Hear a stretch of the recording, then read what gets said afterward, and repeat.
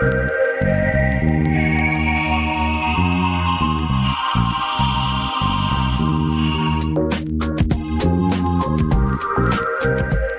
to Just Energy Radio with your host, naturopath and medical intuitive, Dr. Rita Louise. We have learned from Einstein's theory that matter and energy are one. Physicists believe that all systems in nature have their own particular way of vibrating. From the swinging of a pendulum to the waves of the ocean to the light that brightens the sky each day, each of these oscillates at its own unique rate. The same holds true for every thought, feeling, event, or word we speak. Each has its own frequency or rate of vibration. What many of us don't realize is when we take everything in our universe down to its simplest form, it is all just energy. Join Dr. Rita Louise on a journey through time and space where past, present, and future collide. Today, what you believe may be called into question. What we want to know is, who made up the rules? Be brave and step outside the box. We are about to turn our world upside down and venture into the unknown. Hold on. We are departing our own beliefs and entering alternative realms. Enjoy the possibilities.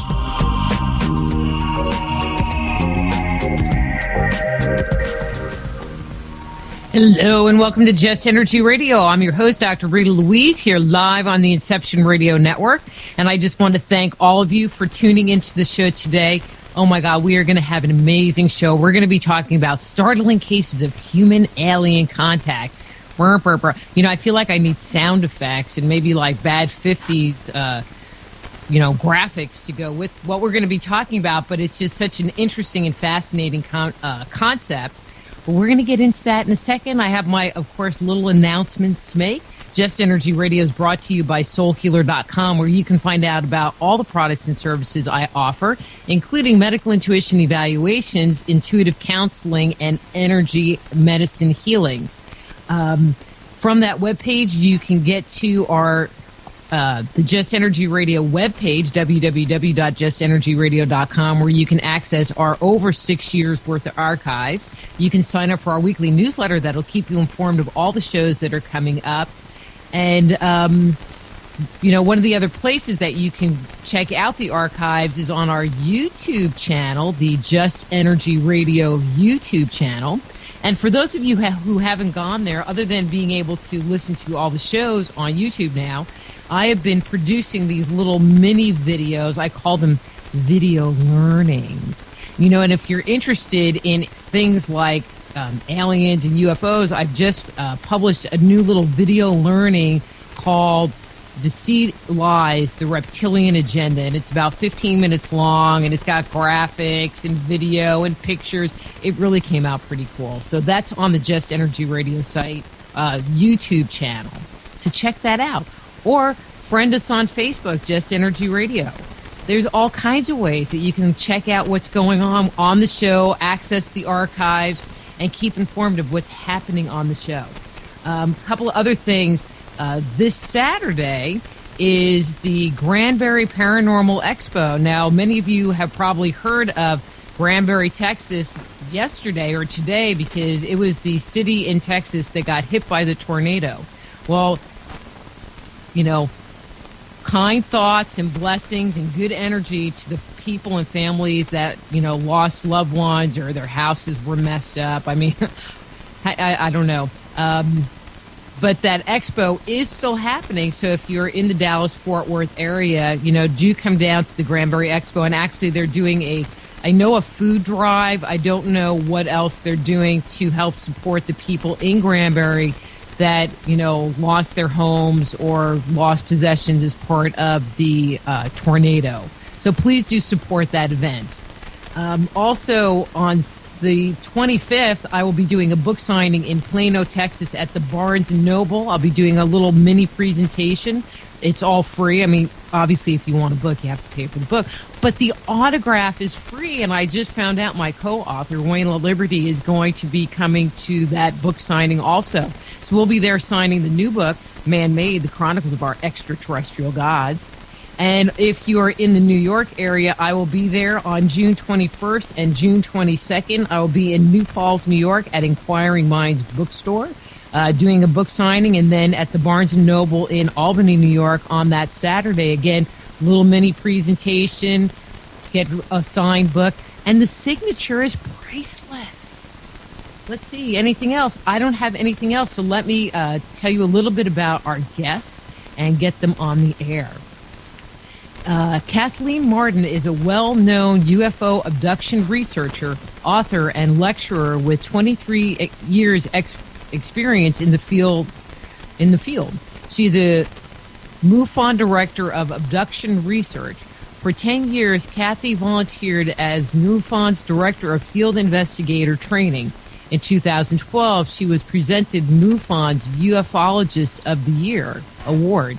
She's the author of 3 books, Captured, the Betty and Barney Hill UFO Experience, Science Was Wrong with nuclear physicist, scientist, ufologist Stanton T. Friedman, and the Alien Abduction Files with Denise Stoner. And actually, Kathleen has been on Just Energy Radio with us before, and those archives can be found on the Just Energy Radio webpage. See, yet another reason to go to the webpage. And her webpage is www.kathleen-marden.com. And joining her is her co-author, Denise Stoner. Denise is Florida MUFON's Assistant Director of Abduction Studies, a MUFON field investigator, and STAR team member.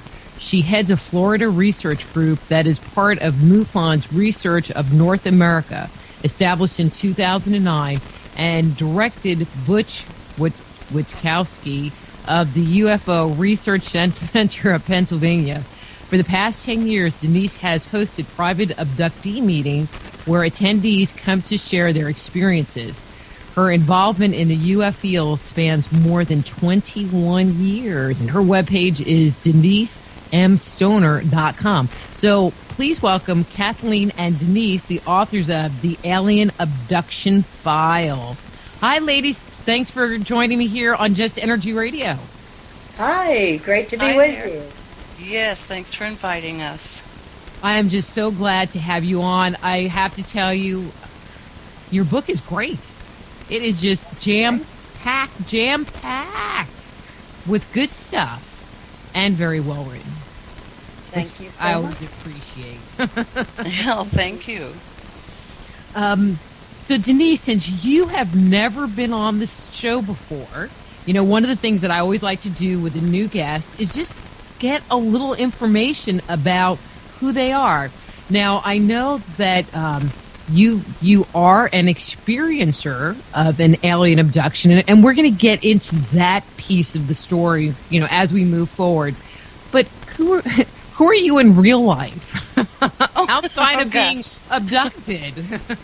Well, a mom, and I also am a retired federal worker. I worked for National Park Service for 8 years, and I worked on a team that did planning, design, and construction for the first national park of Saudi Arabia. It's called the Asir, and I really, really enjoyed that project. Following that, we moved from Colorado to Florida, where I am now, and I worked for the federal government there also in a research facility. They did a lot of work in simulation, and that was pretty exciting. I enjoyed a lot of that too, where I got to kind of become a little bit of a test pilot as a civilian to see if I became sick in different situations as far as motion, and enjoyed that. They could not make me ill.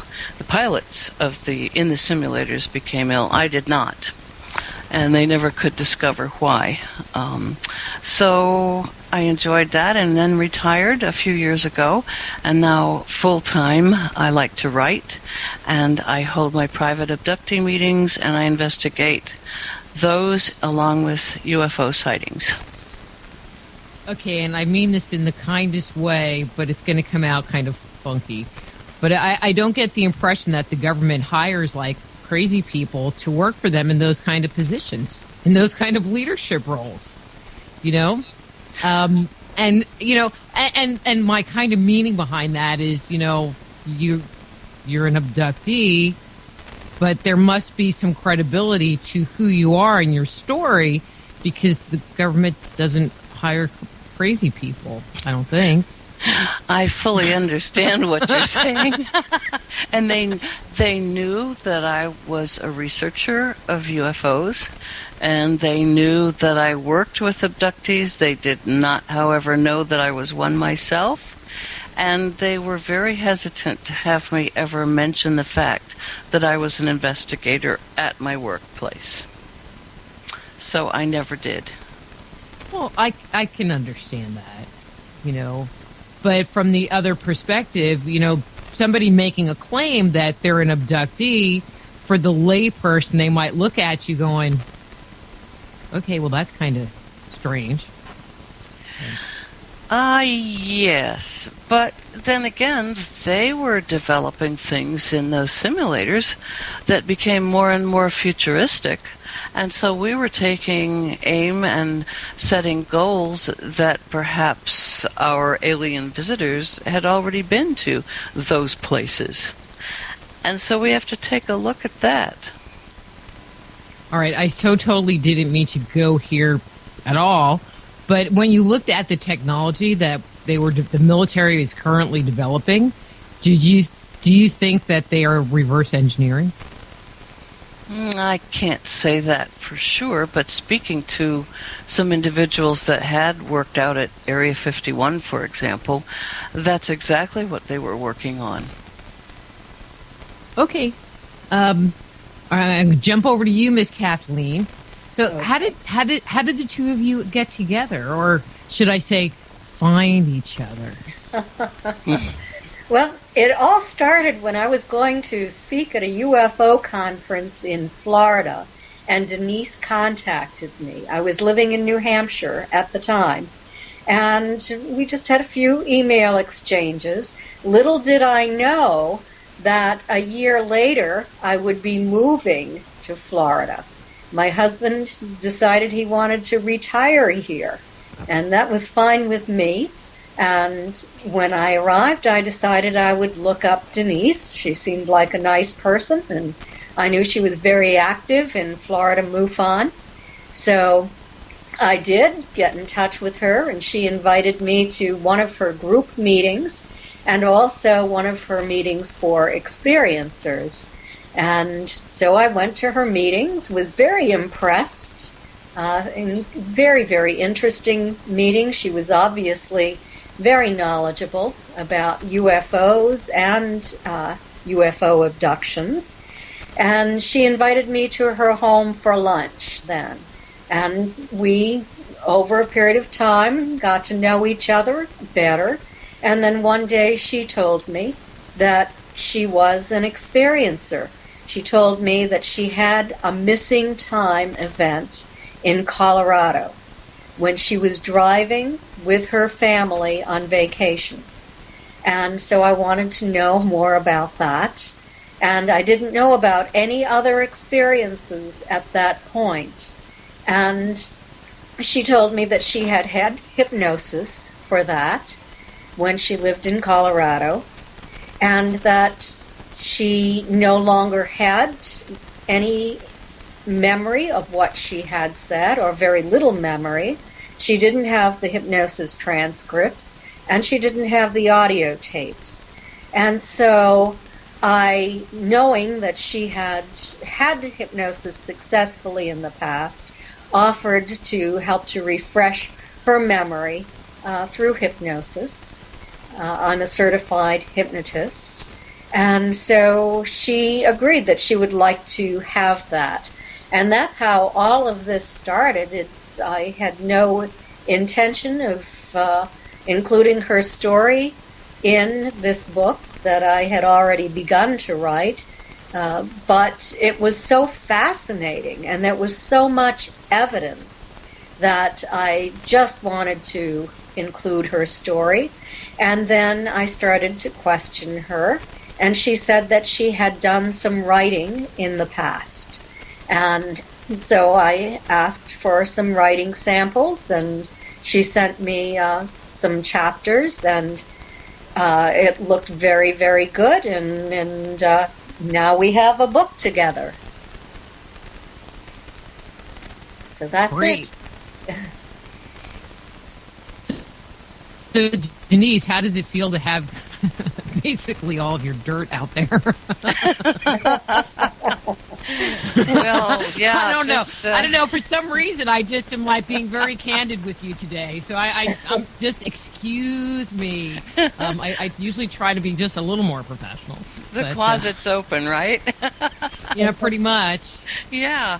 Well, it's been a long time coming, and I've just shared with a few close friends and mentioned it, and of course took some teasing. And then I was retired, and after speaking with Kathleen back and forth, and the publisher wanted one of the individuals in the book to come out. They wanted the true name, they wanted the true nature, and I discussed it with my husband and my family and said, well, somebody has to do it, and how would I feel? And I knew there was going to be some criticism and some fun made, and I said, no, it's time, and I feel okay about it, so let's go. So has there been criticism and fun made now that the book's out? Not yet. We're waiting. I don't know that you'll get it. Well, I guess we'll see. I spoke at a large symposium a weekend ago, and quite a few people there, a couple hundred people, with some real experts, and I didn't get any negative comments from them. I didn't get anything from the audience that indicated they questioned anything. I was asked some pretty smart questions, and nothing from them. Some books purchased, and they started reading right away, and I've still had no negative comments, so we'll see. I love it. Thank you. So Jamie, the engineer, put a cover of the book in the chat room, and it said, now available for purchase on the site, and we put the Amazon link and all that good stuff for you guys. Okay. So, yeah, you're happening, even in the chat room. Okay, so there's your story, Denise, but actually the book goes into two separate stories. And so why was the decision made to actually tell two different stories in the same book? Originally, I had intended to tell Jenny Henderson's story.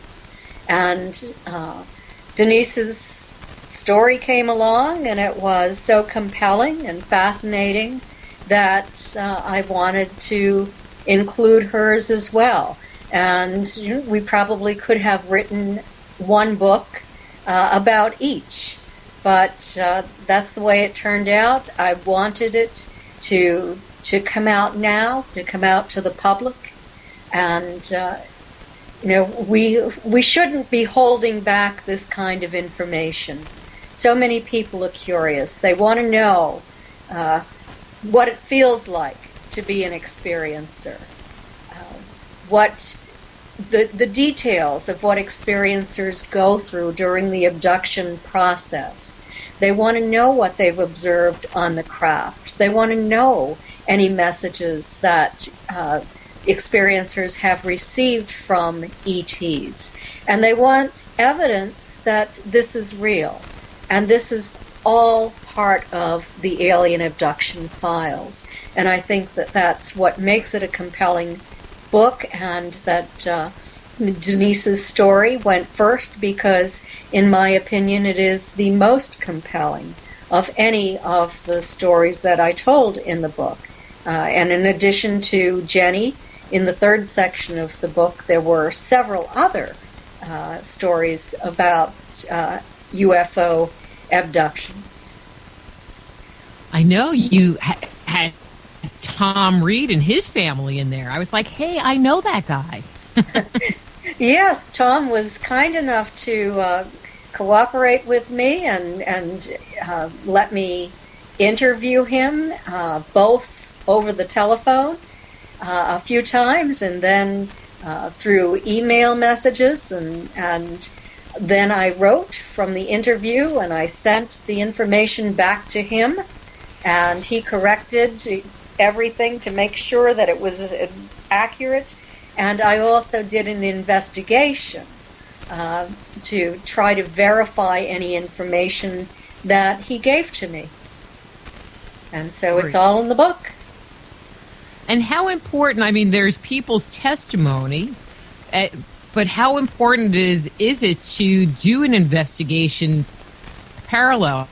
I mean, well, let me ask one question. So, Denise, you work with abductees, but you also do investigations as far as investigations also, correct? Yes, I do. Yes. Okay. So then you both can answer that question if you want. Take turns. Don't fight. Well, Kathleen, why don't you go first? Okay.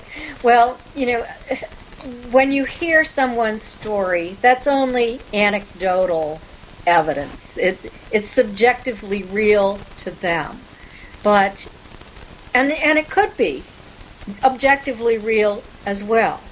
But I think that we really need evidence, as much evidence as we possibly can acquire in order to back this up. I have a scientific orientation to begin with. And so I'm interested in more than just a good story. And that's why I do things like study commonalities. It's why I look for evidence. In Denise's case, it was so compelling to me because she and her husband were driving at night. They were together. They had their 14-year-old daughter in the car. It was a route that they had traveled on every weekend during the summer for years in a row. They were going to meet Denise's family on the other end of the trip. They had an arrival time, and the family was going to have dinner waiting for them. None of that came to fruition because Ed and Denise had a close encounter. They felt themselves slipping off the road, and as if only a moment had passed, it was now 3.5 hours later. It was pitch black when it had been daylight to begin with. They were 40 miles away from their original point, and that 40 miles did not register on the odometer. Denise's husband had been watching it. This is really compelling to me because there are witnesses. There were two individuals who could be hypnotized separately to see what they had to say.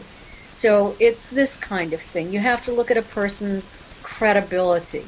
And boy, Denise really opens herself up here. She bears her soul in this book, and I really have to thank her and admire her for doing that. And it's great today. I mean, we still are looking for ongoing investigations and using things like tri-field meters to measure magnetic fields, electromagnetic fields, and electrical fields. So we're collecting scientific evidence as well, and I think it's extremely important. And now I'll turn it over to Denise. Thank you. And, well, it takes an awful lot of trust between two people also to be able to work together and to feel like you can say what you need to say or want to say. And one of the things that I feel is important to me is you hear all these critics on television and on the radio, and the first thing out of their mouths is this is sleep paralysis. You never hear anyone say, I was wide awake, it was daylight, I was driving, or I was walking, or I was standing outside talking to someone else. They just don't back up any of their stories with how many of those types of things happen, and so it's important to me to get this out for that reason. We're driving in a car, carrying a conversation with people waiting on the other side. What do you call that? Sleep paralysis? I don't think so. So it's very important to me to have this told. And the other stories in the book, for me, from age 2.5. And to know that I've had sightings, I've had them with witnesses, I've had lots of things happen in my life that I've been wide awake. And other people have been there, and it's the more witnesses you have, the better it is. And again, tell me I was sound asleep? No, that's the wrong answer. And I want other people to be able to come forward and say, yeah, same thing happened to me. Here are my witnesses. And I've had marks on my arm. I've had implants, one that Kathleen was able to trace with her hand and feel it move over a course of 5 days. And then we don't know where it went. It disappeared. So there are so many things that we're looking at and that we feel are important because they are evidence. You need to go do one of them full body x-rays at the airport and just look at your own picture. But let me ask this question. When you had that situation happen where you and your husband and your child were in the car that night, in that moment, I mean, do you remember what you thought happened to you guys? I mean, what I just can't even imagine what the conversation was. It's like we're driving along and now we're 40 miles somewhere else and it's dark. What was the conversation? It was so... Like, I can't even imagine. Yeah, it was very, very strange because just as it was occurring, my husband had no response. He was not responding. He was holding onto the steering wheel, staring straight ahead. So something had happened to him, number one. And then afterwards, following that, and we're on top of the other pass on the other side of the Glacier Valley, and my husband said, we need to pull over because we were both panicky. We were both afraid. We knew something had gone very wrong. And we both sat there looking at each other, saying what happened. The odometer hadn't changed, and it should have. It read the same as it had on the far pass on the other side. Something was just not right. Why had the sun gone down? And all these questions that we had in our mind, and the answer each time was, we don't know. We just didn't know. And then we knew we had to get to my parents before they panicked because we were all very close. So that's what we did. We just drove on to our campground where we had our mobile home up on the Arkansas River, saw my parents, my dad, and a longtime friend who were getting ready to get in, first call the police and the hospital in the area.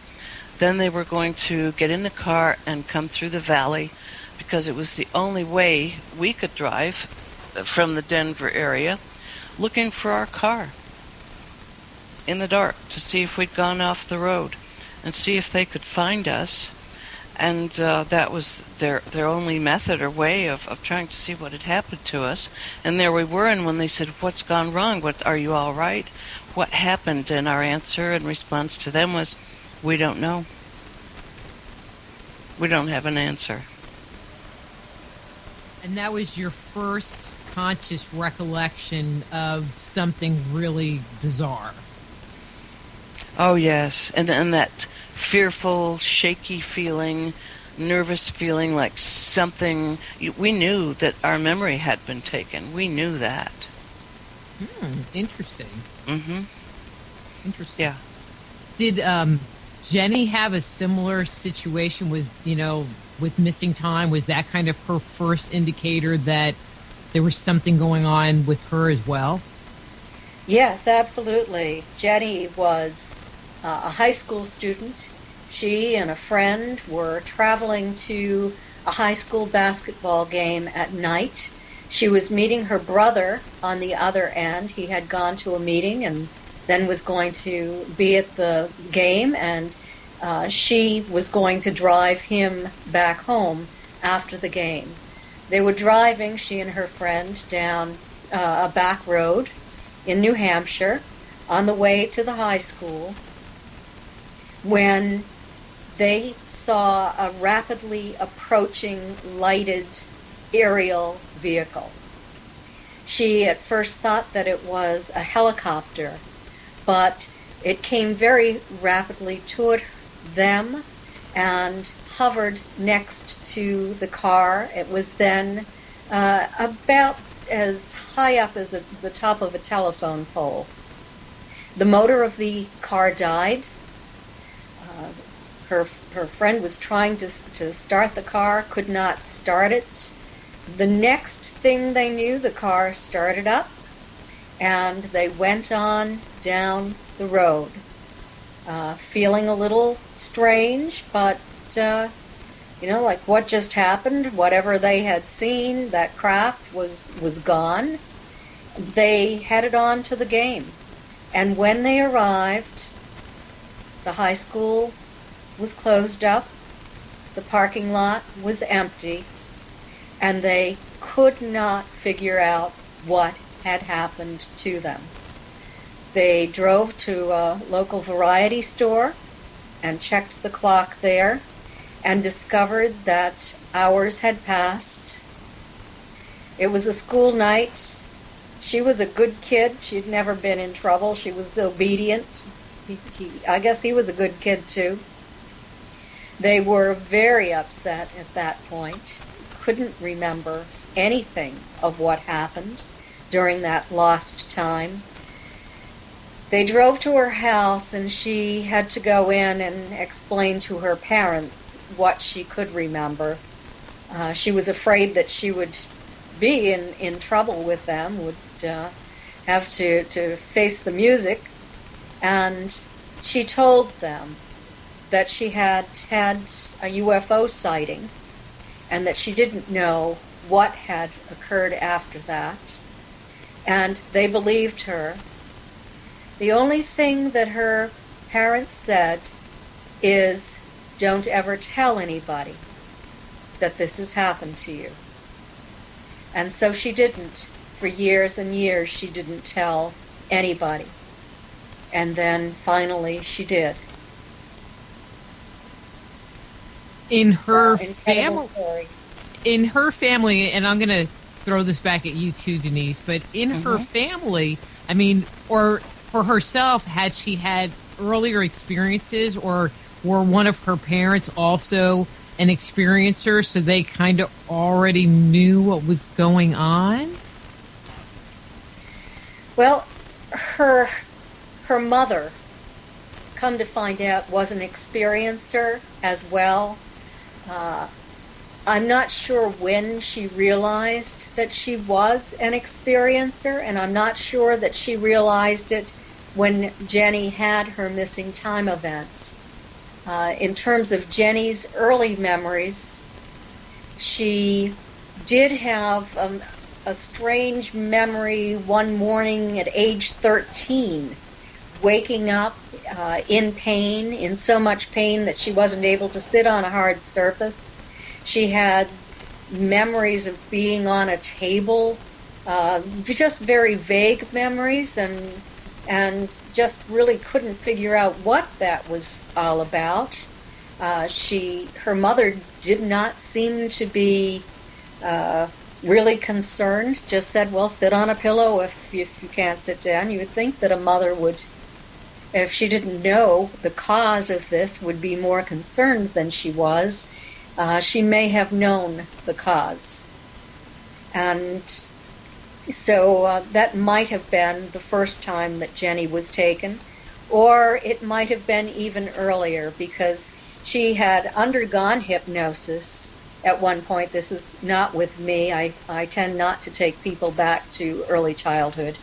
I only take them to events where there is evidence. But she had undergone hypnosis, and she had stated that her earliest experience occurred when she was about 3 years old.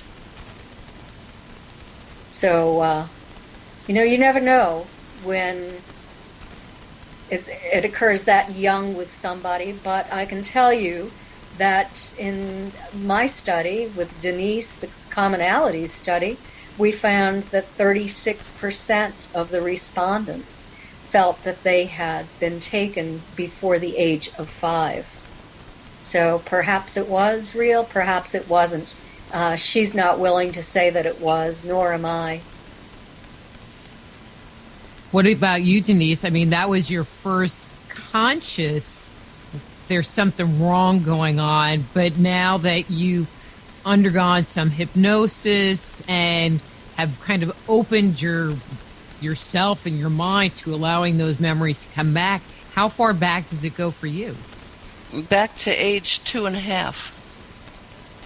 I recall just with extreme clarity, no hypnosis, didn't ever need it.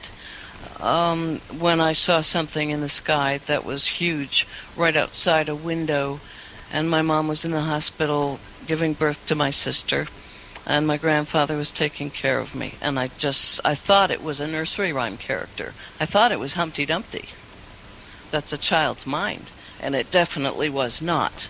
And when I was put to bed that night, a little hooded creature, who I discovered later on was an E.T., I figured it out, came to get me, had a little tool, either a tool or a lighted instrument, came into the room, took me out of my bed, and I willingly went because I was a curious kid, went out into the hall, and we went right through the wallpaper, and I ended up in a craft. And I was taken numerous times. On the craft. Onto the craft, and I don't think we did anything medical while I was young, not when I was that tiny.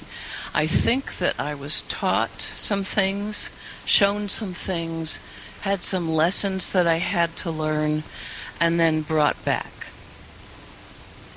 Was your mom or your dad or any of your older family members, were they experiencers also? Well, I just interviewed my mother, and I had remembered her telling me this story, and just had forgotten completely that during this time, my mom and dad were sleeping up at the opposite end of the hall. They had gone to bed, and they were just lying in bed talking. And my dad had been a gunner in World War II, so he knew depth and lights and planes, and they had noticed these two big lights coming very, very slowly, approaching their double window in the bedroom. And they don't know, my mom didn't know why they didn't feel fear, but those lights came closer and closer and closer, and finally my dad said, if that does not go up or down, it's going to hit us. And then the next thing she knew, it was morning. Now, when something's that close to your home and you feel like you're going to be struck by it, you don't go to sleep. And following that episode, my mom developed an extreme fear of going into something that resembled a tunnel, like the city bus. If she went in the back of a store, she had to get out because she felt trapped. She developed agoraphobia and had to beat that. She developed an odd illness. About once a month, she would develop a fever with achy joints and vomiting, and had to go to bed, and it would just last 24 hours. And then she reminded me that just prior to puberty, I had that for one solid year, once a month. In the abdominal area, and some odd illness along the same lines as she had. And then as I entered puberty, that went away. Interesting. Do other people that have abduction experiences, I mean, do they develop other weird illnesses or different kinds of phobias as well? And I'll throw that to Kathleen. Yes, please. Oh, Yeah. Yes, we have found that 38% of the experiencers who took part in our study had developed chronic fatigue and immune dysfunction syndrome, whereas it is prevalent only among less than 1% of the general population. Migraine headaches are also much higher. They're prevalent at about 11% in the general population, 40% of the abduction experiencers. So this is highly significant. I don't know about agoraphobia among experiencers. I don't have statistics on that. But there, I just mean other kind of weird like I won't go in my bedroom closet. Oh, that one is a common one. You must know that. That is so common that people are just terrified of their closets, and they think that ETs are going to come out of their bedroom closets. That is classic. Mm-hmm. Also, people have a fear of the dark and a fear of falling asleep at night. Almost 75% of the participants in our study were not able to fall asleep and remain asleep through the night. Huge problem. Yeah, that's a fact. And a couple of the things that we had not put in the questionnaire is I do not like anything that consists of huge vents or pipes, and also something that would have a million little lights, like you go by these outdoor parts of the power company that consists of pipes and tiny lights, and it's fenced usually. Mm-hmm. Don't put me near one of those. I can't go near it or look at it. Okay. I'm just kind of going, well, I wonder what that relates to. What do you think that I'll just ask you, what do you think that relates to? I think it has something to do with the lights on the craft itself and an effect it might have had on me. I just feel strongly about that. It may have something to do with the outside of the craft. And then I have a horrible, and other people do too, but mine relates directly to the entities, a fear of clowns, and I call them false faces because I think some of what we're seeing in the entities, it is a false face. And I feel if some of the false face was removed, we would see what they really look like underneath, perhaps the eyes. But I've heard other stories about where they kind of cloak themselves to make themselves not look so scary or something, and then you discover that they're really an ET. I mean, is that true? I don't know. Kathleen, do you know of anything like that? I've just seen them appear as entities, greys and the reptilians and... Well, during the abduction process, if a person is outdoors, there have been many reports of giant rabbits or giant owls or herds of deer. Oh, yes. Yes. Just before someone is taken. And many reports of light orbs inside people's homes that rapidly expand into an ET. But in terms of taking on the appearance of a human being or something like that, I haven't heard reports of that. They might be out there, and maybe I just haven't heard. But I think that's kind of interesting, your comment about them appearing like giant rabbits and as owls or, it's some kind of bird, often, would change their form and change their shape into all of these different animals. And it was just a very common occurrence, especially if they were interacting with people. Like Zeus was a horse and he'd be an eagle, kind of depending on who he was dealing with. And I think that this is my personal belief that the extraterrestrials that they talk about, like in Ancient Aliens and stuff like that, are kind of the same people that are around today. I mean, not maybe the same people, but the same groups, the same races that people were interacting with thousands of years ago. Well, there's a good chance that they are.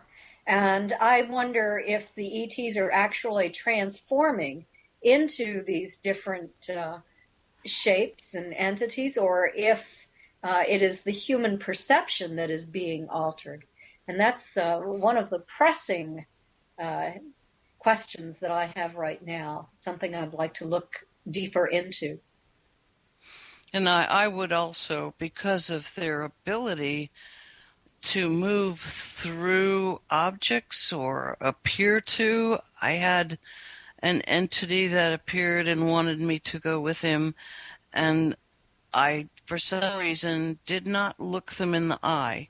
I felt if I did, I would tend to be compelled to go. So I did not. I did not look in the eyes, and therefore this entity faded away, faded into the door, or through the door, went back where he came from, and I did not have to go with him that night. That's the one and only time I was not taken when when someone came for me. That's interesting.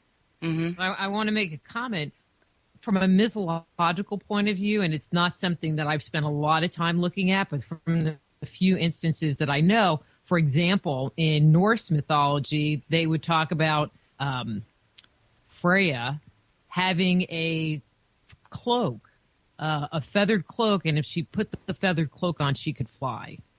So there were always kind of these pieces of clothing or a belt or something they would put on that would give them this ability to do weird stuff. So I'm just putting that out there, because I don't know that it's necessarily part of their nature, but maybe kind of like a cloaking device, where they can use it to transform themselves or something. So, okay, moving along.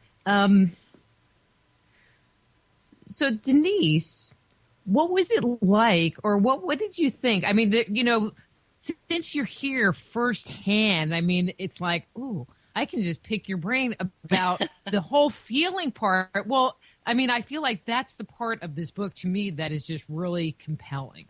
What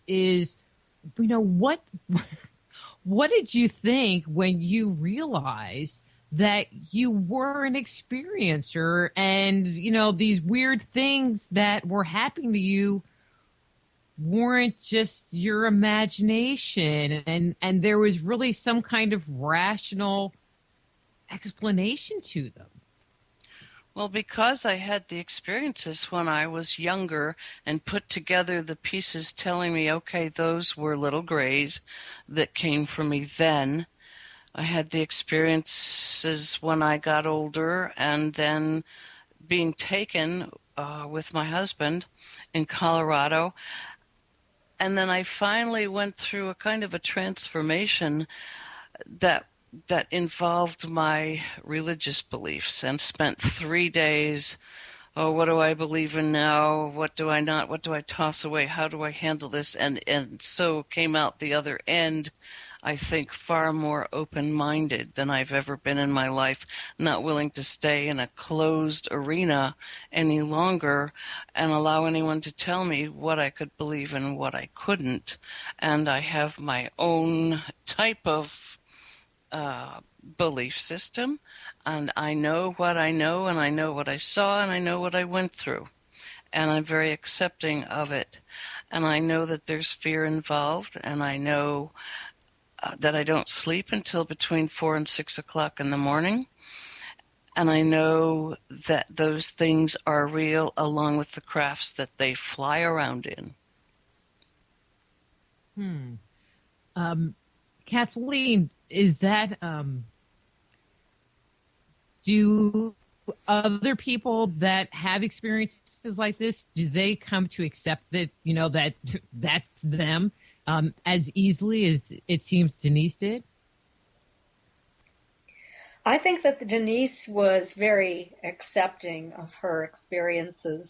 If you look at Jenny Henderson, for example, she spent a long time in denial. She attempted to find any prosaic explanation for what had happened to her, and in the end wasn't really to fit her experiences into any prosaic explanation. She went as far as having the psychological evaluation, which she passed with flying colors. No evidence of mental illness, no evidence of a personality disorder. She's about as normal can be. And she finally had to accept the idea that this was real.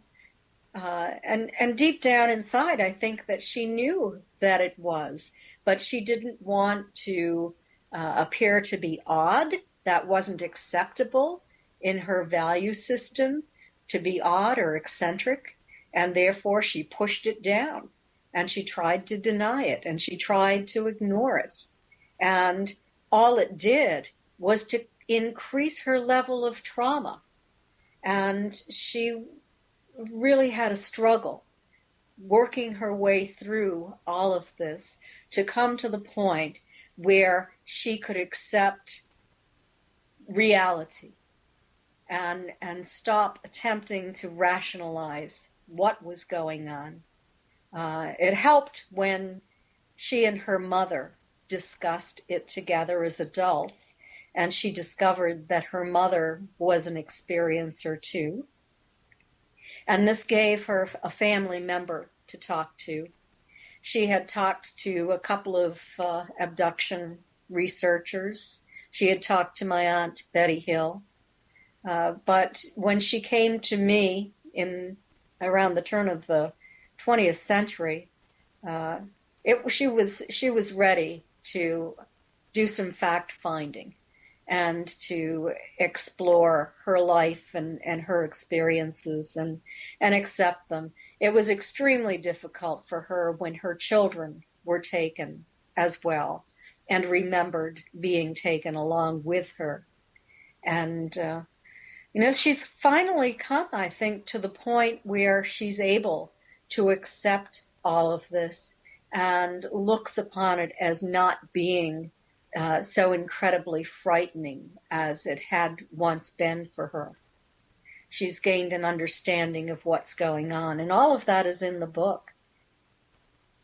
But there's a really big difference between somebody saying, oh, well, you have cancer or you have, ALS and you having to accept, your disease. I mean, this is, you've had this experience and, well, you really don't want to even tell anybody about it because they'll think you are a kook, and I mean, it to me, I think that would just add to the whole psychological aspect of not being able to deal with it because you can't even really talk about it. That's very, very true. It only compounds the problem. And Jenny comes from a prominent family. Her husband is a well-known businessman, and it's something that even today she cannot come forward and talk about her experience in public or tell anybody about that. She's permitted me to tell her story, but that's the end of it. And so it's still difficult for her in a sense. She can talk about it to me, to her husband. Denise has met her. But aside from that, in her everyday life, nobody knows.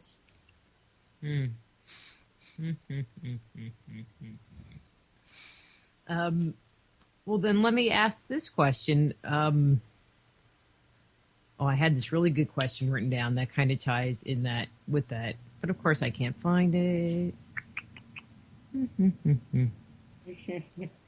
I mean, what is it like? And I'm going to throw this at you, Denise. I mean, what was it like kind of living these two lives, having had these experiences? And I'm just going to make the assumption that you were still working while you were working with Kathleen and doing some of the regression work. So, you kind of have these two very different lives going on. And I mean, how was it? How were you able to deal with that, just living life? Well, it was more so in Colorado while I was still working with National Park Service and working on the ASIR, Saudi Arabia project. I was working with Dr. Romack, who I had volunteered as a guinea pig to begin with, who was working on controlling pain, chronic pain, and how to do it without medication. And that's how we began. And then he found out we had mutual interest in UFOs. And so he did some hypnosis work on me, and that's where my tapes were originally lost. And I wish that I still had those, but that's what Kathleen has helped me to recover and retrieve. But what we had there was something that was very interesting, and I couldn't talk about those while I was working in Colorado. And everything I had there was very interesting, but I had also been very ill in Colorado, and so that helped me as we moved along and moved to Florida, because I knew in my mind that I might be okay with everything, but I went to a neurologist and I had him evaluate me psychologically, neurologically, and I had medical tests done. I had all of my paperwork all in a row, and Kathleen has all of that. She's read everything that's pertinent to my case, so she could see for herself that I'm straight as an arrow also. There's nothing there that's hidden, and we would need that if we had to make a statement. Mm-hmm.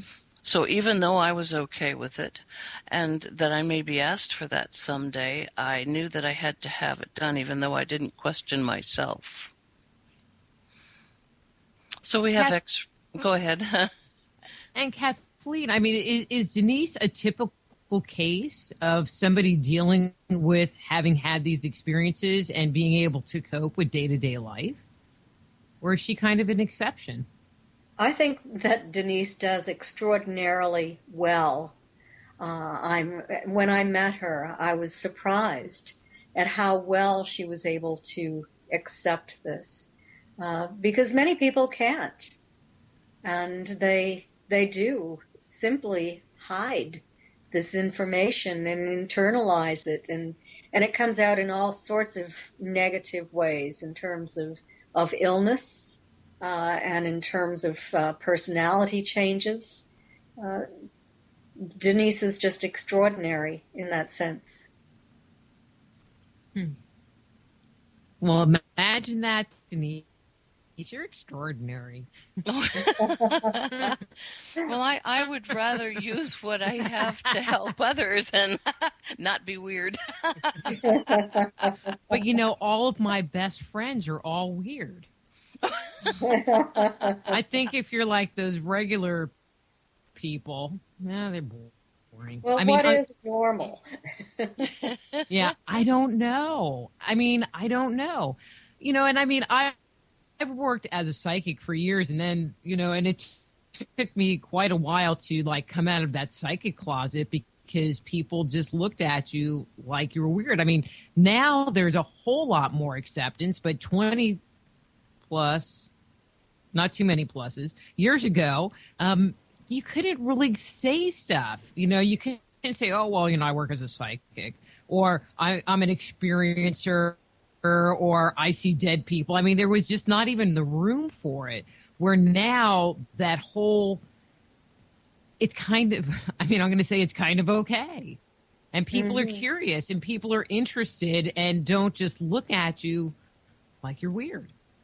Right. Which is great. You know, it is very good. And just to give you an example of the impact it had upon me when I was younger, just being the niece of Betty and Barney Hill and having an interest in this. When I was a teacher, I had told one of the teachers that I worked with about my aunt and uncle, and that I believed that it was real and that abductions were real. And she went away on vacation, and she brought back a gift to me. It was a refrigerator magnet in the shape of a loon. And she said, "A loon for a loon." And I was, it still bothers me that someone would do that. That, you know, I didn't consider it as funny. I thought that it was tasteless, or in very poor taste, and it had an impact upon me. That, you know, maybe I shouldn't talk about this. And I didn't talk about it for many years after that among my professional colleagues. Well, I'm looking at the clock, and we need to go to break here pretty soon. I think the music will be coming up in a second. But I am so glad that I got you guys for both hours of the show, because this is just really good. And I haven't even gotten to the juicy questions yet. We're going to get to those when we come back. So I'm hoping that the music's going to come up. So I'm just going to say, I'm Dr. Rita Louise, and we're here talking to Kathleen Marden and Denise Stoner about their book, Alien Abduction Files. And we'll be back with Denise and Kathleen after these words from our sponsors.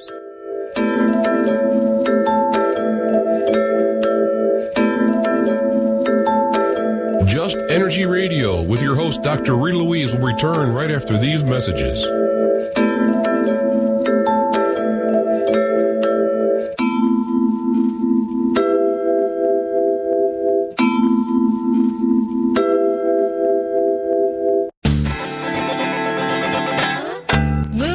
Crossroads in your life and discover alternative solutions to your deepest concerns at soulhealer.com. So whether it's a physical problem, an emotional issue, a question about work, or troubles in your relationships, naturopath and medical intuitive Dr. Rita Louise can help you. Bring peace, harmony, and health back into your life. Schedule a session today. Visit soulhealer.com right away and live the life you've been dreaming of. Who were the gods of antiquity? They've been described as the forces of nature, levels of consciousness, and aspects of our psyche. Stories that depict their incredible weapons, their flying machines, and their amazing adventures are characterized as being the product of our ancestors' fanciful imaginations. But what if the tales of the gods are true? Did the writers, chroniclers, and scribes of our distant past actually document a realistic view of our origin? My latest book, Man-Made, The Chronicles of Our Extraterrestrial Gods, looks at our most ancient legends. Learn of the torrid romances, elaborate plots, violent scandals, and conspiracies that played out in antiquity. Find out the role the gods played in the life and culture we have today. If you want to find out the truth of who we are and where we come from, order your copy of Man-Made today. For more information, go to www.manmadethechronicles.com. That's www.manmadethechronicles.com. Go deep inside yourself and venture into the realm of the unconscious mind with my Meditating on the Kabbalah guided imagery audio CDs. Discover who you are and what you want in life. Meditating on the Kabbalah can help you to open, clear, and revitalize the energetic pathways of your subtle being. They will support you in your spiritual quest by helping you to access the profound insights and inner guidance you need as you work in alignment with your highest good. Let them help you to release negative thoughts and emotions and clear away any limitations that may be keeping you from experiencing your full potential. Walk down the path to health, healing, understanding, and enlightenment with Meditating on the Kabbalah. Order your copy today at www.soulhealer.com. That's right, that's www.soulhealer.com.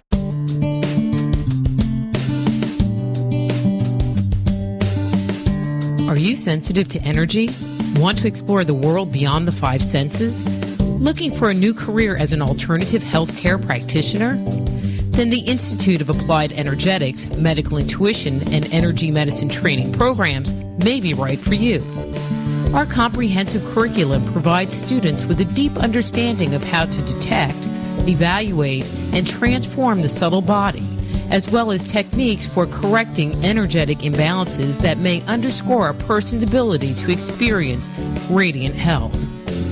So if you are sensitive to energy, contact the Institute of Applied Energetics right away. Be a catalyst for changing the way healthcare is done around the world. Visit www.appliedenergeticsinstitute.com and start your new career today.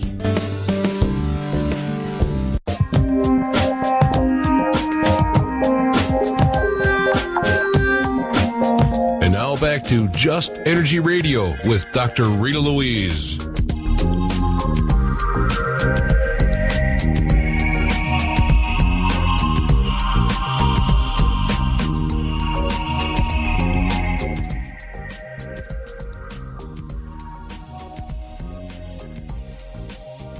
Denise and Kathleen, I think I had some lost time. I don't know. Wow. It was at least 30 seconds. Do you think I was abducted? Sorry, It could be. It takes a little longer than that. it could be.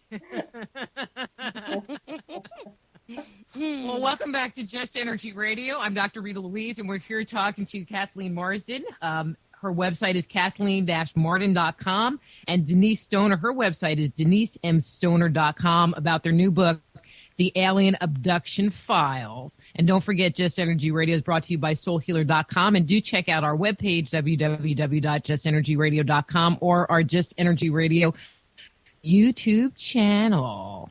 Okay, so as promised, I want to get to the juicy stuff. Okay, so Sam, save this question for after the break. You hear all kinds of stories about what happens on the ships, but then you hear, and I want to hear some of what you have experienced and what Jenny has experienced on the ship. But I want to start with like the nasty stuff, because you hear stories about like the sex stuff going on and little embryos and fetuses and weird stuff. But I mean, does that really happen? Inquiring minds want to know. Did that happen to you, Denise? Yes, I will say yes. I had an injection or something stuck into the navel, and whether they were withdrawing eggs or inserting eggs, I'm going to say absolutely that's what happened. And I will say that I had some, quote, missing pregnancies, pregnant 1 minute and not the next. Wow. There are a couple of experiences that are pretty interesting. I don't want to give everything away that might be in the book, but it's very emotional, very frightening. Well, let me ask just a follow-on question. So when you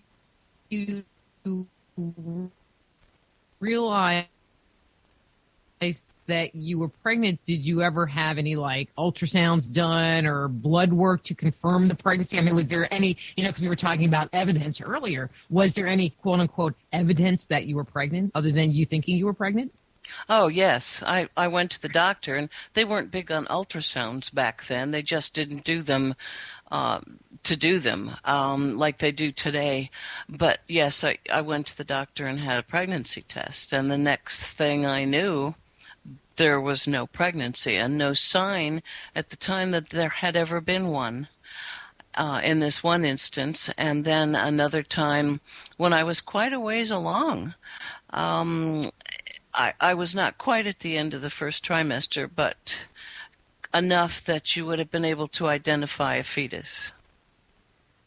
Wow. I mean, go ahead.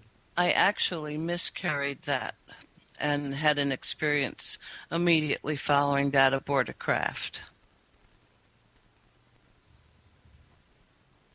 See, it's so much easier to hear, I think, when it's someone that has had the experience saying it versus kind of like a third or fourth hand, fifth hand story coming from somebody.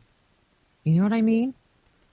It's still difficult to take in. You tell people and they begin to look at you like you're a little bit off, left of center, and but I know that it happened. I saw it happen, and it actually was on a picnic. We had gone up into the mountains, and I miscarried in an outhouse, and I was absolutely terrified that somebody would use that outhouse after me, because there were mounds of paper, so everything in that outhouse had built up quite high, and when I miscarried, everything landed right on that. Anybody going in there would have seen what I saw, and I didn't have the full picture until under hypnosis I drew it.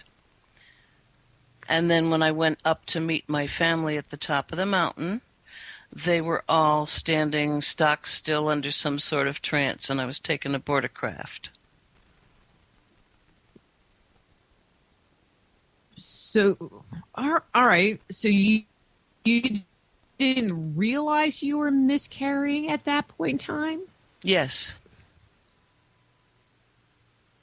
I knew, because I had been experiencing cramps all day. Okay. Yes, But you didn't think to that would be kind of gross, but like to look in there. I mean, all right, different question. question. Were you aware that you were having these experiences to go, well, maybe I have this little hybrid baby? Or were you not to that place yet in your life path? No, I wasn't. You know, you're confused. You know something's not right. And that particular time, I was shown something on board the craft. I was shown, and it was made very clear to me what was going on. Okay. Did Jenny have the same kind of experience? Jenny could recall, and she had a lot Kathleen? of conscious recall. Can you hear me? Jenny had a great deal of conscious recall about her experiences that were enhanced a little bit with hypnosis. And she did recall being on a craft. She recalled observing fetuses in cylinders. She did recall being taken to a room where a procedure was done on her. So, yes, I would say that she probably did have this type of experience as well.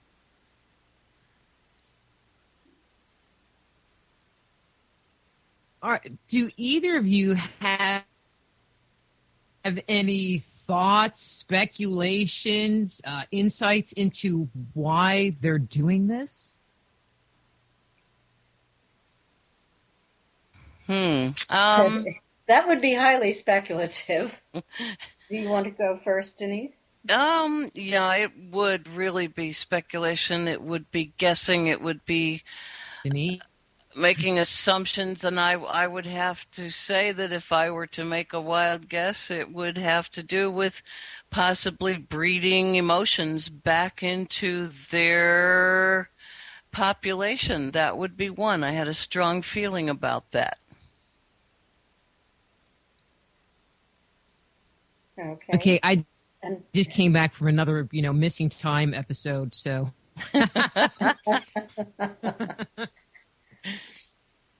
And if I were to just hazard a guess,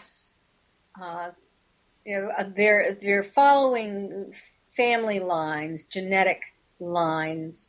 I don't know if this is part of a program of studying the genetic makeup of these hybrid beings that they are producing on this craft, or if they're doing this to seed another planet, or if they are planning on putting late-stage hybrids on Earth, or if they're even inserting some of these into the wombs of pregnant women, these genetically altered beings. So that's all speculation.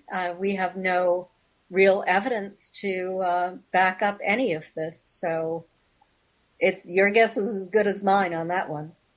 Okay. But it just seemed like a logical follow-up question. Yes. Let's talk about, either what happened on the ship, other than that part, or about the ship, getting onto the ship. I don't know, just about that whole experience being on the ships, around the ship kind of thing. Denise, what was your experience like? Well, one of the things that was very, very strange is I'm not going to tell what I saw, except that in a couple of instances, the entrance to the ship was too small for any human being to fit through. I can tell you that. And the manner that they used to fit us through was really strange, and I felt like I was coming apart, like every part of my being was coming apart completely. And somehow I ended up on the interior of the craft. And it's nothing that you can describe, and I don't want to disclose how that occurred and what they asked me to do to cause this to happen. But it did. It happened on the outside, on the exterior of the ship, and then somehow you are inside. It was not a matter of a blue light beam coming down and picking me up. That only happened once. It was another manner that they used. And then once I was on the interior, there were some experimental things done. There was possible pregnancy caused. They may have also taken some fetuses from me. And then I was also shown the interior workings of a craft. Cool. I mean, did Jenny have similar experiences, especially with that door thing? That's kind of interesting. Kathleen? Yes, you're breaking up, so I didn't catch all of that. But yes, Jenny was taken aboard the craft in a manner very similar to Denise, and experiencers across the board seem to report the same kind of experience. Early on, back in the 60s and 70s, many people were simply walked to the craft. Now they are taken through a solid structure. And I've spoken about that in the book. I've consulted with some theoretical physicists based upon some information that Jenny had given to me, and come to find out if in physics, if you match up frequency and phase, and we know that everything has vibrates at a certain frequency, and a solid structure would be vibrating at a lower frequency than a human body, and let's assume that the ET is vibrating at an even higher frequency than the human body. If the ET has a way of changing the frequency of all of the other two, of the human and the solid structure, and they are able to match up frequency and phase, then a person would be able to pass through a wall, an ET would be able to pass through a wall. Remember that 99% of the atom is empty space between the protons and the electrons. This is possible, and I have been told by a physicist that we have already done it on a very small scale in a laboratory. That we're being able to do that here? That we have done it on a very small scale here in a laboratory, not using an animal, but on a very small scale. Yes. That's cool. Yes. I'm waiting for transporters. That's my big thing. I want a transporter, not some little ship, just a transporter. I don't want a little Jetsons mobile. Can you hear me, Kathleen? I can hear you, Denise. I think we might have lost Rita. Yeah, let me check, guys. Let me take a peek. Yes, it's trying to reconnect. What I think's happening is her internet's running low today. That's why it's gargled. Yes, it's... You back, Denise? You back, Rita? I'm back. Okay. Okay. This only happens to me when I talk about, ghost entities, not alien. Well, alien ghosts. I don't know. They're all entities. But what I was saying is, a number of years ago, there were these statements that were being made that, well, all these people that have had abduction experiences are coming out of the woodwork, and they're all copying each other's stories, and because they're all saying the same thing. But could they all be saying the same thing because they're all having similar experiences? And is this phenomena actually much larger than was originally thought? Well, on my part, And I think Kathleen will agree with me, since we both work with abductees and over a long period of time.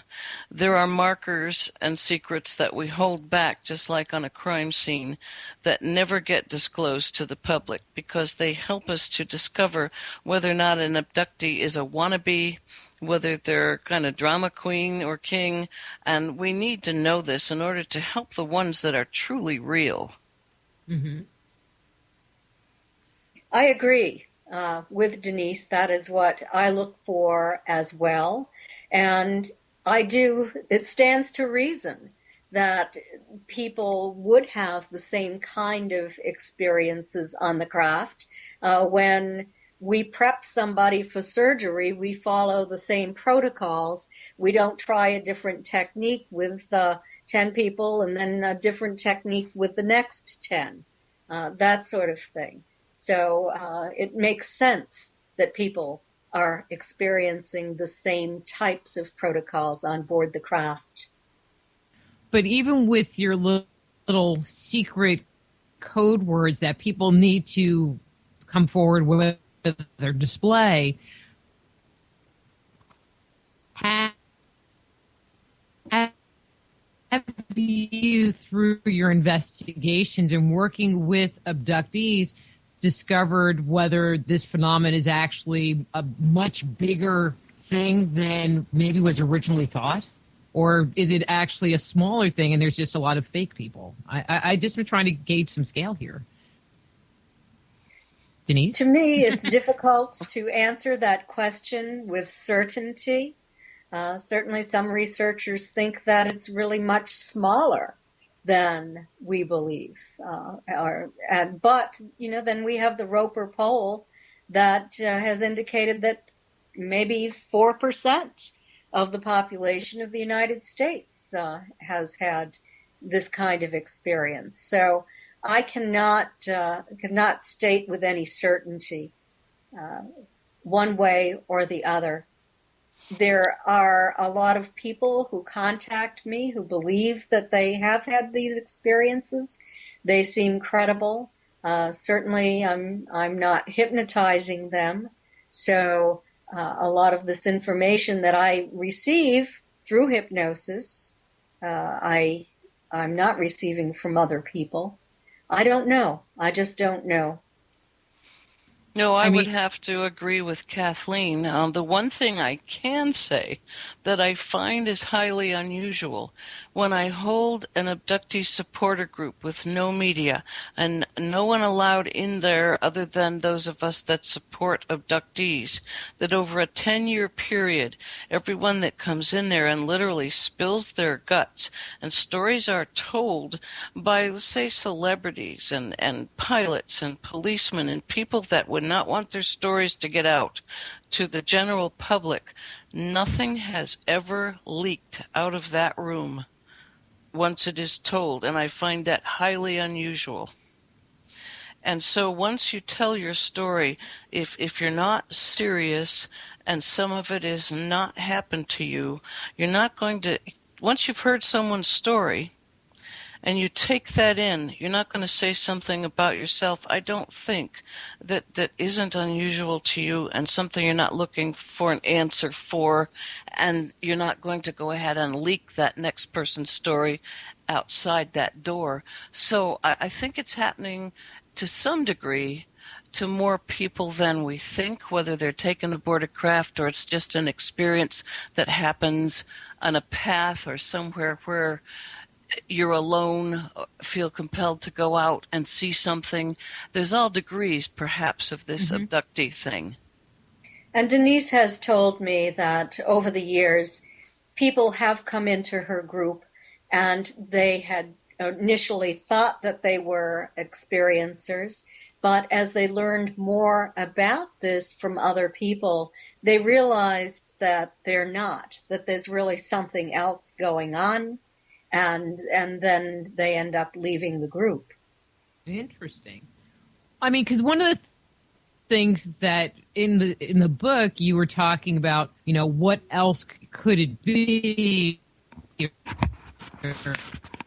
or could it be something else? And there was a commentary about entity attachments. And I work with clients doing entity removal and entity assessments and ghosty stuff. And, and it's interesting because my feeling is if someone calls me up and says, I have an entity attachment, my initial thought is 90% chance they don't. Because someone that has an entity attachment, they don't know it, because it's not in their conscious mind. And there are some very telltale signs that a person will experience that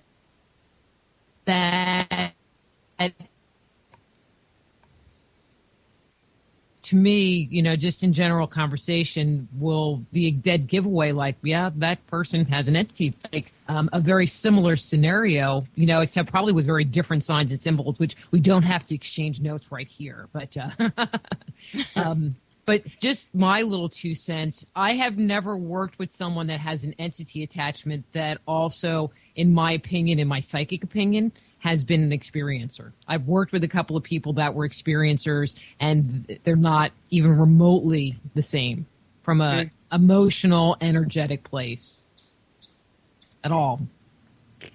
Well, it's interesting. I attempted in the book to cover a broad spectrum of other explanations, possible explanations that are offered. And so I spoke about religious explanations from different points of view, from the fundamentalist Christian point of view, the Catholic point of view, went into, the fundamentalist Christians believe it's all demonic activity. And so I spoke to a man in Australia who has studied a lot about this and has a belief that it might be contact with beings from an astral realm as opposed to contact with extraterrestrials. So, we weren't able to make a clear-cut decision on any of this, but I was presenting different points of view just to be considered. Mm-hmm. Well, and of course I had to just lean on to that one and go, it's not an entity attachment. although I will throw this one out, I have worked with people that have had entity attachments that weren't human, and so I definitely call them an entity attachment. And it's, but even with those, you can tell they're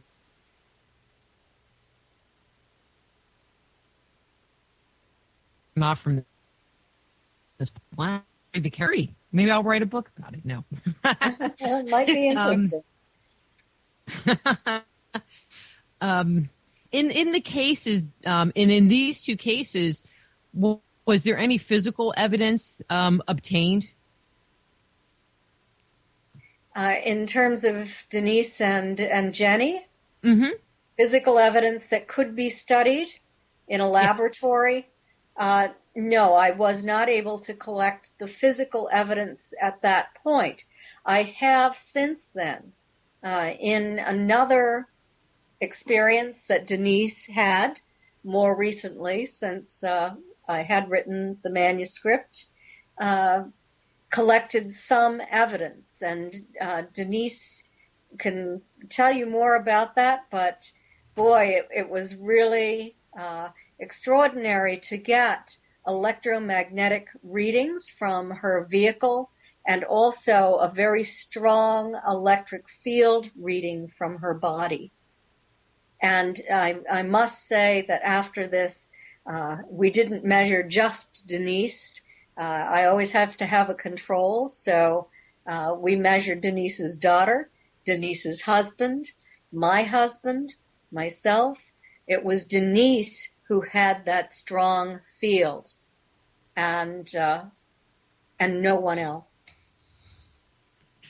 Did it dissipate after a little bit? It has gone down somewhat, but the reading itself is still showing somewhat on that meter. I don't know how long this is going to occur, but what we are planning to do is set up a camera in a couple of places. I really don't want to go into where and how until we do it and see what the results are. But we're going to set up infrared camera and a multi-spectrum lighting situation, and see what we can capture. And we would not describe the reasons for that until we do it. It should be pretty interesting. I happen to have that meter with me at the time that I probably had an experience, and I went back to the area where the experience occurred, took some photographs, and documented it really, really well. And we've got information on it, and then by accident took the meter over to Kathleen's home and said, well, we need to check out my car, and because the car will definitely show signs. So when we went to do that, we turned it on in her home and backed up, and I set the thing off and spiked it like crazy. So I then removed all my jewelry. I removed everything that I had on in the way of metal or magnets, anything that could set it off, and it still went crazy. So we started to take a look at that scientifically to see what in the world was going on. Are you blowing up light bulbs and electronic equipment around your house too? I have watches that don't work, street lights if I walk underneath them, and my husband had fun with that for a while. But that is very short term. That does not last very long, usually just after everything occurs, and then it kind of tapers off. So we're just very curious about what might be going on, and we're working with it. But inadvertently, Catherine leaked that you've had a fairly recent experience. Yes, I have. Yes. So I guess they haven't stopped, because you No. you have the book, and I'm thinking, they probably stopped a while ago. So No, and this one just happened when Kathleen and I had met partway between my home and hers and drove down to St. Petersburg where she was going to speak. Or we were going to listen to someone speak, I don't remember which it was. And we had her dad with us. And then we drove back, and I got in my vehicle and found out that several electronic things had quit on me, including my cell phone, my radio in my car, my electronic mirrors. And I got in my car and found out I wear an insulin pump. My insulin pump, the battery died, and it was good for 3 months, and I had just checked it and put in a new one. And then I drove home, and then that's when something happened. wow. So we're working on that. Well, I think go ahead, Kathleen. We're constantly attempting to collect more evidence and more physical evidence as these experiences continue to take place with Denise. And my comment is, I think it's really smart idea to put in the IR cameras and whatever other kind of monitoring equipment you're thinking about doing. I mean, the price, from an economic point of view, the prices, with all the people buying ghost hunting equipment and the technology that's out there has really improved and become very affordable. And I kind of never thought about it, why people that are having regular experiences don't put up some kind of surveillance stuff, or does that end up failing when something's happening? It has in the past, in many experiments that have been done. Either it fails or you see the experiencer walking over and turning it off just before they are taken. But then we have the case of Stan Romanek, where he very cleverly hid some cameras and did capture some things on video. And so we're just keeping our fingers crossed with Denise and hoping that we get something. We'll see. I don't know if we will or not. No, this is ongoing, but we're beginning to discover that possibly some of the tools and instruments being used by, quote, ghost hunters we might be able to make use of those as far as abductions and UFO experiences go. Well, I think that it would be really nice if, like the ghost hunters and the UFO people start getting along. I agree. I totally agree. Because, my feeling, I said this to someone on air. I go, well, we're all alternatives. And they kind of got offended with me. And it's like, but we are. We don't interact with the world in the mainstream model that's put out there. We think outside that traditional box. So, yeah, I agree. I think that many ufologists and UFO investigators are very nuts and bolts people. They're looking for something mechanical. They're collecting physical trace evidence and that sort of thing. They don't realize how sophisticated ghost hunting is. For example, I never did until I met up with some ghost hunters who asked me to actually do a presentation for them. And I was absolutely amazed at how sophisticated their equipment is and how they can measure presences and can hear presences and that sort of thing. Oh, and it keeps getting better and better. I had a gentleman, Jeremy Jones, who makes equipment on the show, and he has one that detects static electricity, and he has this one thing that does like a 360 panorama with stereo microphones. They're coming out with all kinds of stuff, records onto a DVD so you can't wipe the tape kind of thing.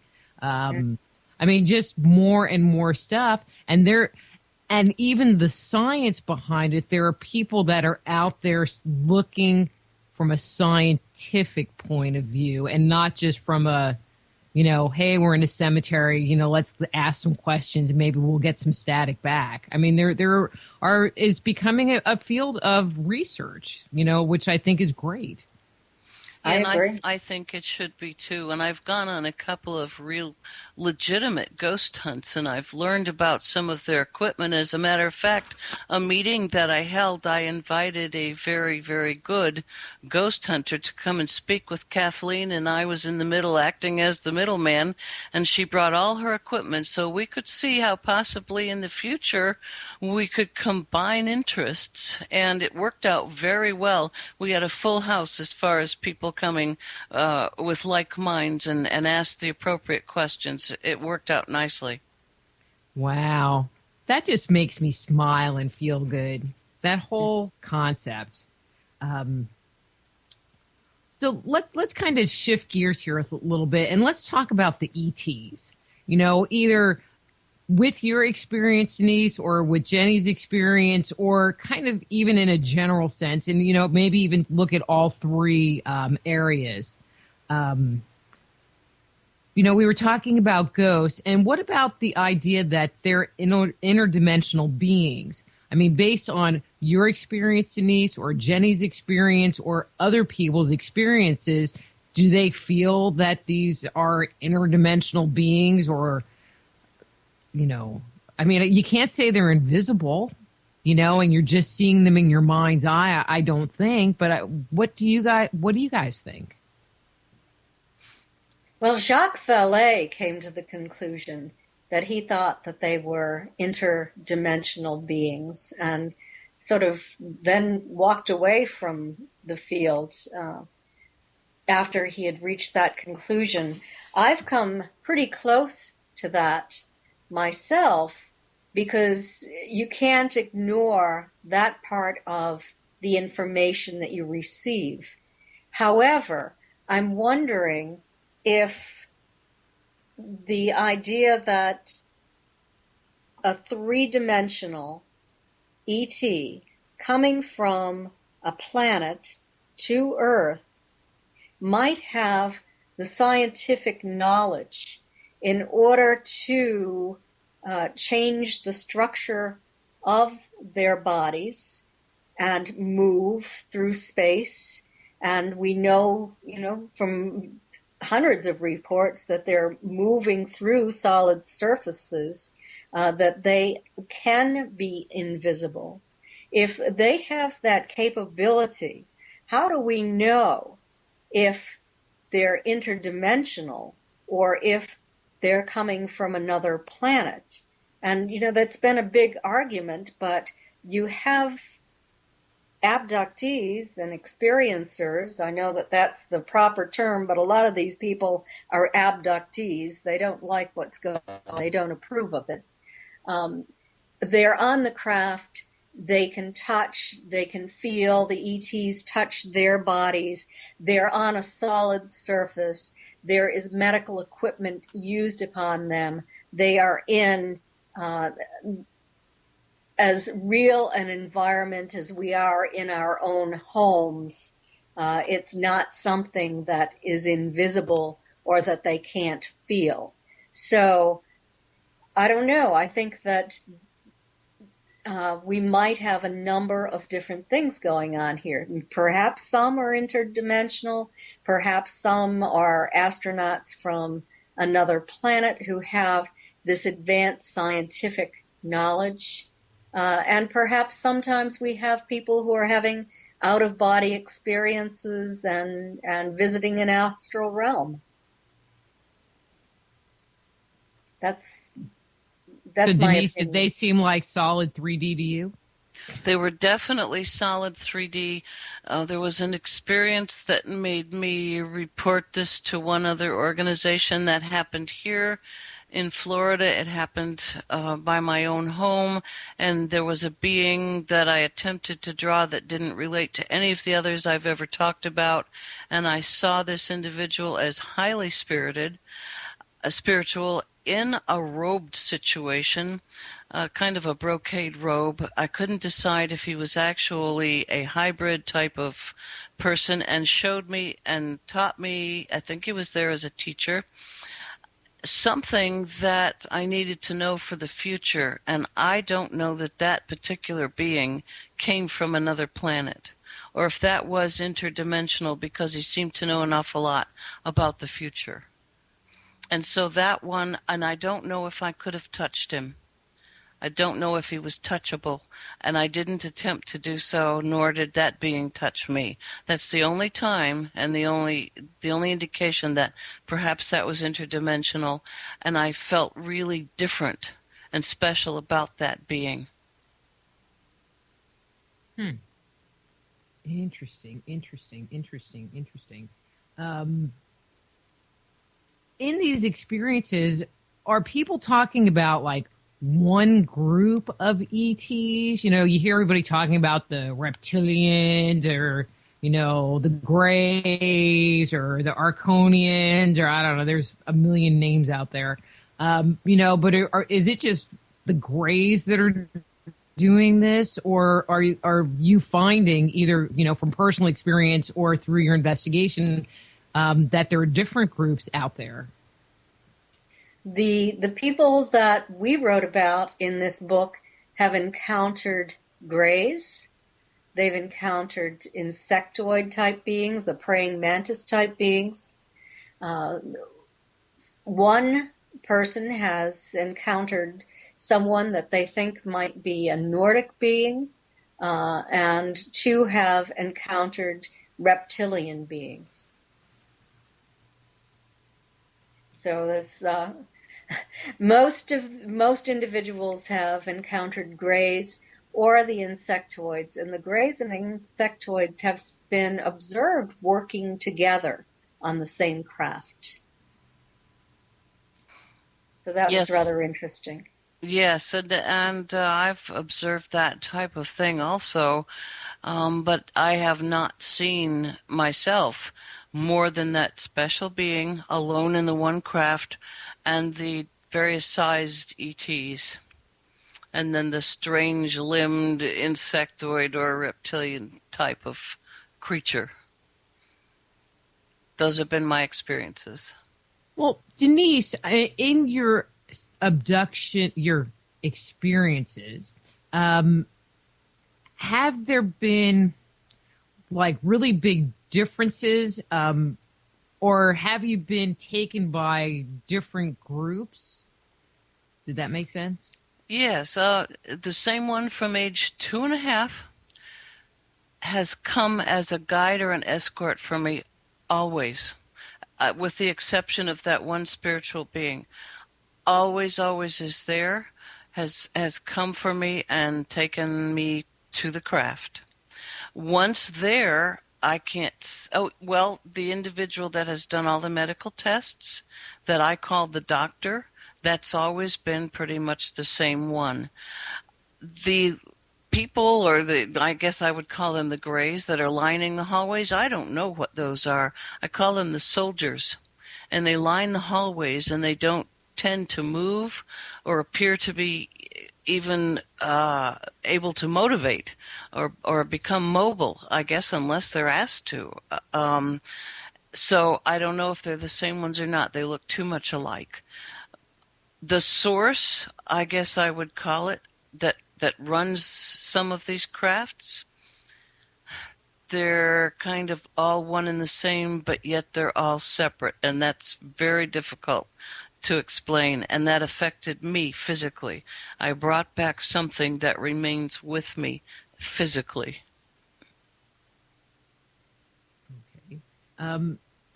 But in your experiences, you haven't interacted with like a Nordic. You haven't had like a separate occasion where there was a Nordic as part of that experience. It's always been pretty much the same group. I mean, I guess if you had the same gray that came and got you every time, it's always in essence the same group, even though, certain members might change. I believe so. Interesting. Yes. Mm-hmm. In Jenny's case, do you have any insight into that, Kathleen? Jenny believes that she has interacted with the same person who was her escort since the time she was a little girl or a teenager, and that she continues to interact with this one particular being who is the one who guides her, is the one who stands by her head when she is undergoing procedures, and is the one who takes her pain away, is the one who educates her as well. She might have had one experience with an insectoid type being. She's not sure if it was a tall gray or if it was an insectoid. But for the most part, it has been the two groups of grays, the 3.5 to 4 foot tall ones, and the ones who are about 5 feet tall. And in other people that have had these experiences, do you find that same kind of commonality that when they are having an experience, it tends to be the same people coming for them each time? I have found that to be true. How about you, Denise? I found that to be true also, yes. Very much so. Kind of in a similar note, people that have experiences, I mean, these are two cases where there are multiple experiences happening to one individual. Is that the more common situation, or do you think that there's a lot of situations where people are just taken one time, or is it just kind of willy-nilly? Well, I can tell you that was a question that I came to on the commonality study. And what I found is that out of 50 participants, only 2 felt that they had been taken only one time. And those 2 had characteristics that were different from the rest of this group. So that was very interesting. We found that people who had been taken many times ended up developing psychic abilities. These 2 who had been taken only once didn't have this. The 2 that had been taken only once did not have paranormal activity in their homes, such as the others did have. So it was very different. Most people are taken more than one time.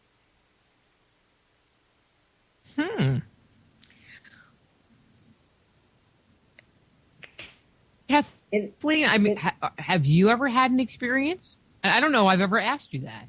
Have I ever had an experience? Yeah. Well, I might have. Well, you need to hypnotize yourself. I would have to have a date and a time. There's a possibility that I have, and it was really quite interesting. I woke up during the night, and this was back in February, and I was busy writing the book at that time, and just finishing it up to get the manuscript into the publisher.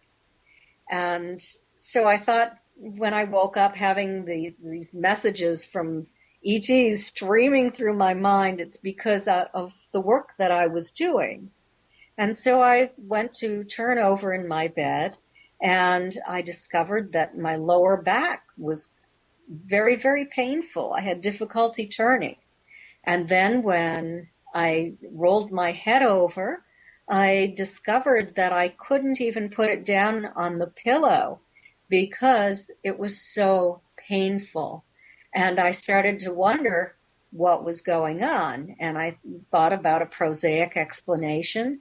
Well, perhaps it was that shoulder purse I had carried the day before, and grasping at straws. And I later, in fact, did do an experiment after I had healed. It took me over a week to heal, but then I tried it to see if I could induce that kind of pain again, and I couldn't. But it was worth it to me to know. So I'm not really sure what happened there, but it's a possibility. Well, I mean, considering, your family history, it's possible. Yes, it is definitely possible considering the family history. But, I'm a researcher, and I prefer to keep on topic as a researcher, attempting to discover all that I can about alien abduction to help other people. And I don't want to go around sharing any experiences that I might have had. I've decided to tell that story. Okay. Well, it was just kind of a curiosity factor thing. Okay.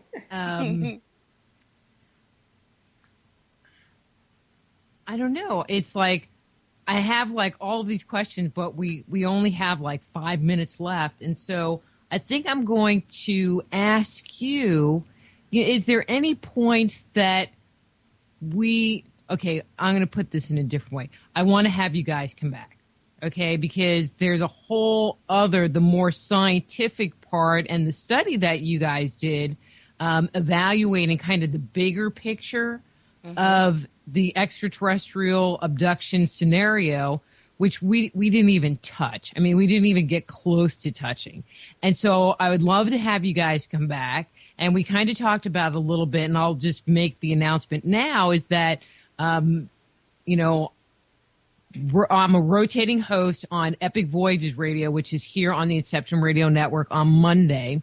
And so I'm going to be hosting their show on July 21st, and I would love to have you guys come back on, and we can finish this fascinating conversation and get, out of the personal experience and get more into kind of what information you're finding out in the survey that you did of people that were abductees, because I think that is I think it's very compelling, and I feel like that information really needs to get out there. But this other part really needed to get out there too. And if you guys are agreeable to doing that, I would love to have you come back, and we'll continue our conversation. Did you say July 1st or 21st? I don't know, something. July 1st. I can come July 1st, yes. Yeah, July 1st. Yes, we'd love to appear July 1st. And there's my chupacabra. She was missing. Psychic message. We have July 1st on our calendars. Well, I closed mine. You know, they suggested that I shut down stuff on my desk. Mike, I had a big computer crash over the weekend, and so I had to reformat my whole machine, and my internet connection has been funky, which I think has been explaining why we've been having some connectivity issues. So they suggested I shut down everything in the background, which I shut down my calendar. But yes, that first Monday in July would be the day. We would love to, and I think people would find what we discovered doing this questionnaire study was absolutely fascinating. Some things possibly about certain food cravings and some health things, and just to give a couple hints. Little teasers. Yeah, little teasers. So, we'll talk about the book. Do you guys have any speaking things coming up in the near future that you want to let people know where you're going to be talking or giving presentations? You can go to my website and read all of the presentations I'll be giving this year. I'll be in Roswell. I will be out at the MUFON Symposium. I will be speaking at the Experiencers Speak Conference in September, in another conference in Fitchburg, or in Massachusetts, let me put it that way. It's on my website, in October, in Pennsylvania in November. Everywhere. Yes, she's going to be everywhere, and I just finished the one in Sebring in Florida, and basically for now I'm going to be sticking around Florida, speaking in and around Florida at my meetings, and I'm going to be having a group coming down, my Pennsylvania group, and I'm getting ready to hold a large meeting and also another private abductee meeting, so it takes a little bit to get that put together. So it'll take some advertising and so forth to get that up and going, and I'll have that date up on my website. And so this is a meeting where people that have had experiences can come and interact and have somebody that has a friendly face and they can say, hey, me too? Absolutely. Yes. Wow. Very cool. So if people want to get the book, you know, the normal outlets, Amazon.com, BarnesandNoble.com, any place in particular you want to send them for that? Well, they can come to my website for one place to get an autographed copy, DeniseAmazonMargaretStoner.com for an autographed. And they can also come to my website, Kathleen, with a K, hyphen, Marden, MARDEN.com for an autographed copy. And as I always like to say, that makes it priceless. That's right. Well, I know the music's going to come up here in a second, so thank you guys. I had so much fun just kind of being a little goofy with you. I hope I wasn't too goofy, but I had a lot of fun. It was enjoyable and pleasurable. And I'm looking forward to it, and we get to do it again, except maybe a little more seriously in July. So should be good. Looking forward to it. All right. Thanks, guys. I will talk to you again soon. Thank you. That's Kathleen Marden and Denise Stoner. Their book is The Alien Abductions Files. And next week, we're going to be speaking with Joseph Macchio about the Christian conspiracy, the suppressed teachings of Jesus. And in the second hour, we're going to be speaking to Stacey A. Martin about entitlement, the E word. And so until next week, I'm Dr. Rita Louise. This is Just Energy Radio. Be blessed.